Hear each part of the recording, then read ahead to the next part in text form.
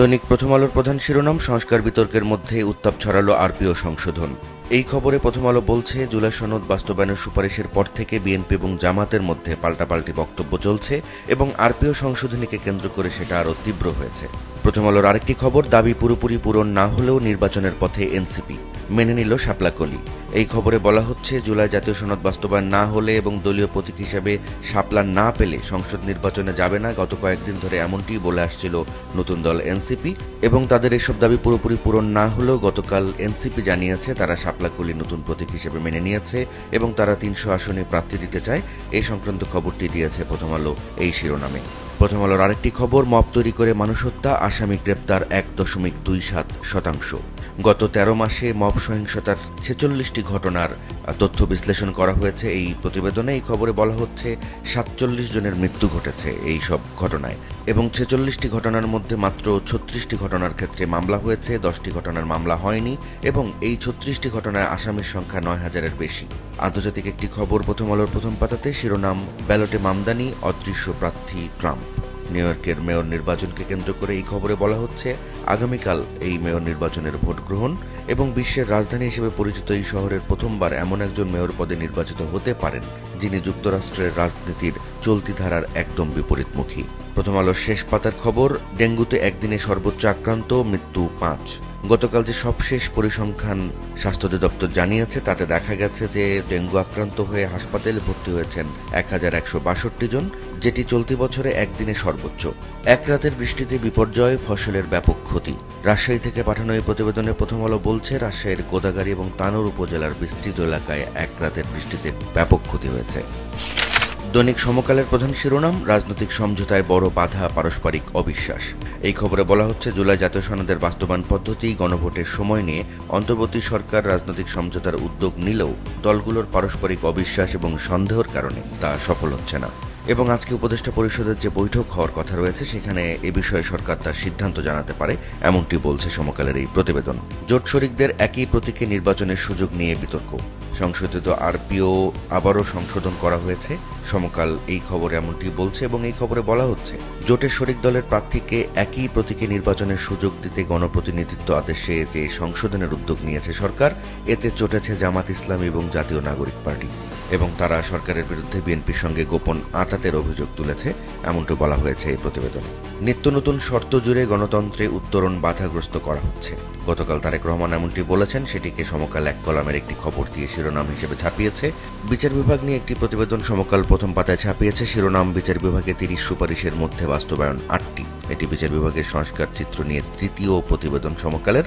আরেকটি খবরে সমকাল বলছে, বিদ্যুতের দাম 40% বেড়েছে দুর্নীতির কারণে। এটি পর্যালোচনা কমিটির প্রতিবেদন।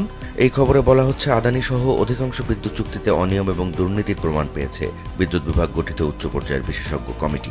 নিউ ইয়র্কের মেয়র পদের ইলেকশন নিয়ে সমকাল যে প্রতিবেদনটি ছাপিয়েছে তার শিরোনাম, মামদানি হতে পারেন ট্রাম্পের প্রতিদ্বন্দ্বী। এটি বিবিসির বিশ্লেষণ, সমকাল অনুবাদ করেছে। দৈনিক যুগান্তরের প্রধান শিরোনাম, চাঁদাবাজি স্বর্গরাজ্য রাজধানীর ৩ বাস টার্মিনাল, বছরে আদায় ৩৬৩ কোটি টাকা। অন্য আরেকটি খবরে যুগান্তর বলছে, গণভোট ও জুলাই সনদ সংকট, সমাধান মিলতে পারে আজ।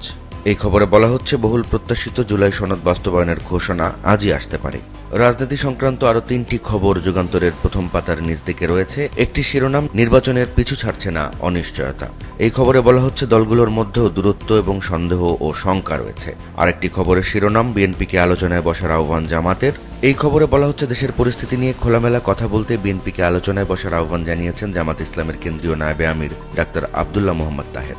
রাজনীতি সংক্রান্ত আরেকটি খবরের শিরোনাম, শাপলাকলি নিতে রাজি এনসিপি, সংসদীয় আরপিও বহাল রাখার দাবি। এই খবরে বলা হচ্ছে, শাপলা প্রতীকের জন্য অনড় অবস্থান থেকে সরে এসেছে জাতীয় নাগরিক পার্টি এনসিপি। গতকাল নির্বাচন কমিশনে সিইসির সঙ্গে তাদের বৈঠক ছিল এবং সেই বৈঠকের পর তারা শাপলাকলি নিতে রাজি হয়েছে, এমনটি জানিয়েছে। জ্বালানি সংক্রান্ত একটি খবর, অনিয়ম প্রমাণ হলে বাতিলে দ্বিধা নয়। এটি আদানির সঙ্গে বিদ্যুৎ ক্রয় চুক্তি বাতিল প্রসঙ্গে জ্বালানি উপদেষ্টা গতকাল যে কথা বলেছেন সে সংক্রান্ত প্রতিবেদন। যুগান্তরের শেষ পাতার একটি খবর, যুদ্ধবিরতির মধ্যেও গাজায় হামলা, ত্রাণ প্রবেশে বাধা। এই খবরে বলা হচ্ছে, যুক্তরাষ্ট্রের মধ্যস্থতায় যুদ্ধবিরতি কার্যকর হওয়ার পরও ফিলিস্তিনের গাজায় অব্যাহত হামলা চালিয়ে যাচ্ছে ইসরায়েলি বাহিনী। দৈনিক আজকের পত্রিকার প্রধান শিরোনাম, কমিশন নিয়ে চিন্তায় পুলিশ। এই খবরে বলা হচ্ছে পুলিশ কমিশন গঠন করতে অধ্যাদেশের খসড়া চূড়ান্ত করা হয়েছে এবং উপদেষ্টা পরিষদে এটি শিগগিরই অনুমোদন করা হতে যাচ্ছে। এরপর স্বাধীন পুলিশ কমিশন গঠনের কার্যক্রম শুরু হবে। তবে এই বিষয়টি নিয়ে চিন্তায় পড়েছে পুলিশের বিভিন্ন সদস্যরা, এমনটি বলছে আজকের পত্রিকার এই খবর। দলের সিদ্ধান্ত চূড়ান্ত বলে গণ্য করবেন। গতকাল তারেক রহমান এমনটি বলেছেন দলীয় এক সভায়। এই খবরে বলা হচ্ছে যে বিভেদ বলে দলীয় সিদ্ধান্ত মেনে আগামী নির্বাচনে তাদের প্রার্থীর পক্ষে কাজ করতে হবে। এনসিপি 300 আসনেই প্রার্থী দেবে নাহিদ। এই খবরে বলা হচ্ছে জাতীয় নাগরিক পার্টি আগামী সংসদ নির্বাচনে 300 আসনেই প্রার্থী দেওয়ার পরিকল্পনা করছে বলে জানিয়েছেন দলটির আহ্বায়ক নাহিদ ইসলাম। এবং তিনি গতকাল এক সংবাদ সম্মেলনে এমনটি অভিযোগ করেছেন যে এক দল সংস্কার প্রক্রিয়া ভেস্তে দিচ্ছে এবং আরেক দল নির্বাচন পেছাতে চাচ্ছে। আলোচনায় বসতে বিএনপিকে আহ্বান জামাতের। গতকাল জামাতের নায়েবে আমির সৈয়দ আবদুল্লাহ মোহাম্মদ তাহের এমনটি আহ্বান জানিয়েছেন। সেটিকে আজকের পত্রিকা এক কলামের একটি খবর হিসেবে ছাপিয়েছে আজকে। রাজনীতি সংক্রান্ত আরও একটি খবর, পিআর প্রশ্নে সমঝোতা আটকে। এই খবরে বলা হচ্ছে জুলাই জাতীয় সনদ বাস্তবায়নে জাতীয় ঐকমত্য কমিশনের সুপারিশ নিয়ে এখনও একমত হতে পারেনি রাজনৈতিক দলগুলো।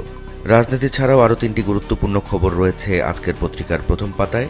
একটি শিরোনাম, ডেঙ্গুতে প্রাণ গেল আরও 5 জনের। এটি গতকালকের ঘটনা এবং গতকাল শেষ 24 ঘন্টার যে হিসেব স্বাস্থ্য অধিদপ্তর দিয়েছে তাতে 1162 জন রোগী হাসপাতালে ভর্তি হয়েছে, যা এ মৌসুমের আরেকটি নতুন রেকর্ড। চোর সন্দেহে পিটিয়ে 3 জনকে হত্যা। এই খবরে বলা হচ্ছে গাইবান্ধার গোবিন্দগঞ্জে গরু চোর সন্দেহে 3 জনকে পিটিয়ে হত্যা করা হয়েছে। আজকের পত্রিকার আরেকটি খবর, সোনা চলার পথে ঘাস কাটতে গিয়ে। এই শিরোনামে আজকের পত্রিকার যে খবর তাতে বলা হচ্ছে চুয়াডাঙ্গার জীবননগরে 20 দিন ধরে নিখোঁজ রয়েছেন 5 জন। অভিযোগ উঠেছে একটি সোনা চোরাচালানকে কেন্দ্র করে ওই 5 জনকে ফাঁসিয়ে দেওয়া হয়েছে। বাড়ি থেকে তাদের ডেকে নিয়ে তুলে দেওয়া হয়েছে চক্রের হাতে। এই ঘটনায় মামলাও হয়েছে, তবে এখনও কাউকে উদ্ধার করা যায়নি এবং ভুক্তভোগীদের পরিবারগুলো অসহযোগিতার অভিযোগ করেছেন পুলিশের বিরুদ্ধে। দৈনিক দেশ রূপান্তরের প্রধান শিরোনাম, শুধু ঘোষণাতেই সাভার সিটি। এই খবরে বলা হচ্ছে সাভার ও আশুলিয়াকে সিটি কর্পোরেশন করার জন্য স্থানীয় সরকার উপদেষ্টা আসিফ মাহমুদ সজীব ভুঁইয়ার ঘোষণায় ব্যাপক প্রতিক্রিয়া সৃষ্টি হয়েছে। এই খবরে বলা হচ্ছে ওইসব এলাকার বাসিন্দারা নতুন করের বোঝা চাপবে এমন আতঙ্কে পড়েছেন।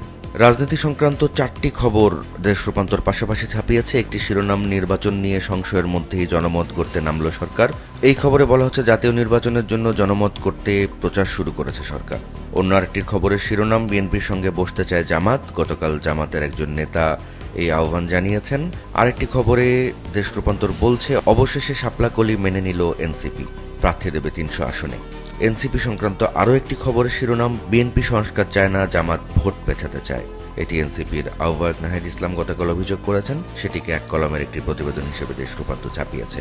মানবতা বিরোধী অভিযোগের অপরাধে করা মামলার বিচার সংক্রান্ত যে প্রতিবেদনটি দেশ রূপান্তর আজ ছাপিয়েছে তার শিরোনাম, ইনু হানিফের বিরুদ্ধে বিচার শুরুর আদেশ। দৈনিক কালের কণ্ঠের প্রধান প্রতিবেদন, সেই দেশগুলো এখন কি বলছে। এই খবরে কালের কণ্ঠ বলছে দশম, একাদশ ও দ্বাদশ জাতীয় সংসদ নির্বাচনকে অবাধ, সুষ্ঠু ও অংশগ্রহণমূলক দেখার প্রত্যাশায় সরব ছিল পশ্চিমা অনেক দেশ। পরিবর্তিত বাস্তবতায় ওই দেশগুলো এখন অবাধ ও সুষ্ঠু নির্বাচন দেখার প্রত্যাশার কথা বললেও অংশগ্রহণমূলক শব্দটি এড়িয়ে চলছে। যুক্তরাষ্ট্রের জাতীয় গোয়েন্দা পরিচালক তুলসী গ্যাবার্ড গতকাল একটি মন্তব্য করেছেন। সেটিকে কালের কণ্ঠ এক কলামের খবর হিসেবে ছাপিয়েছে। অন্য দেশের সরকার বদলের মার্কিন নীতি সমাপ্তি হয়েছে। কোনো ষড়যন্ত্রী বিএনপিকে জনগণ থেকে বিচ্ছিন্ন করতে পারবে না। গতকাল তারেক রহমান এমনটি বলেছেন। সেটিকে কালের কণ্ঠ 2 কলামের একটি প্রতিবেদন হিসেবে ছাপিয়েছে। রাজনীতি সংক্রান্ত আরও একটি খবর, মির্জা ফখরুল গতকাল অভিযোগ করেছেন যে বাংলাদেশের শত্রুরা আবার মাথা চাড়া দিয়ে উঠতে শুরু করেছে। সেটিকেই শিরোনাম করে খবর ছাপিয়েছে কালের কণ্ঠ। এনসিপি সংক্রান্ত একটি খবর কালের কণ্ঠের প্রথম পাতায়, শাপলাকলি প্রতীকেই রাজি এনসিপি, প্রার্থী দেবে 300 আসনে। আর জাতীয় নির্বাচন নিয়ে সরকার যে প্রচার শুরু করেছে সে সংক্রান্ত খবরের শিরোনাম কালের কণ্ঠে, ভোট দেওয়ার আহ্বান আওয়ামী লীগ আমলে নির্যাতিত সাবেক সেনা কর্মকর্তার। এটি জাতীয় নির্বাচন নিয়ে সরকারি টিজারের থেকে নেওয়া। আর রাজনৈতিক অস্থিরতার বিষয়ে কালের কণ্ঠের একটি প্রতিবেদন রয়েছে। সেই খবরের শিরোনাম, পোশাকের কার্যাদেশ চলে যাচ্ছে অন্য দেশে। এটি গতকাল বাংলাদেশ গার্মেন্ট বাইং হাউস অ্যাসোসিয়েশনের একটি সেমিনারে ব্যবসায়ীরা বলেছেন। সেইটিকেই শিরোনাম করে কালের কণ্ঠ ছাপিয়েছে। আর একটি বিশেষ প্রতিবেদন কালের কণ্ঠের, গণপিটুনিতে 14 মাসে নিহত 216।